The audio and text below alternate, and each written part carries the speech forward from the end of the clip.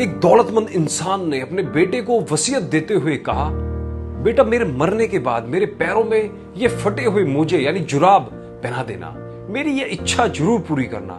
पिता के मरते ही नहलाने के बाद बेटे ने पंडित जी से पिता की आखिरी इच्छा बताई। पंडित जी ने कहा, हमारे धर्म में कुछ भी पहनाने की इजाजत नहीं है, पर बेटी की जिद थी कि पिता की आखिरी इच्छा अवश्य पूरी होनी चाहिए।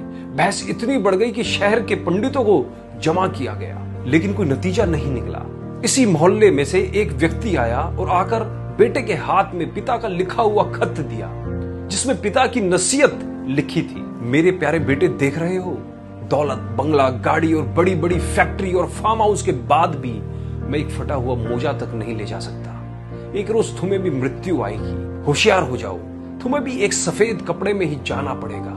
लिहाजा कोशिश करना, पैसों के लिए किसी को दुख मत देना, गलत तरीके से पैसा ना कमाना, धन को धर्म के कार्य में ही लगाना। सबको यह जानने का हक है कि शरीर छूटने के बाद सिर्फ कर्म ही साथ जाएंगे, लेकिन फिर भी आदमी तब तक धन के पीछे भागता रहता है जब तक उसका निधन नहीं हो जाता।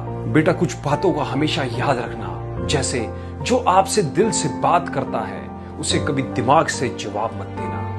एक साल में 50 मित्र बनाना आम बात है, लेकिन 50 साल तक एक मित्र से मित्रता निभाना खास बात है। एक मिनट में जिंदगी नहीं बदलती, पर एक मिनट सोचकर लिखा फैसला पूरी जिंदगी बदल देता है।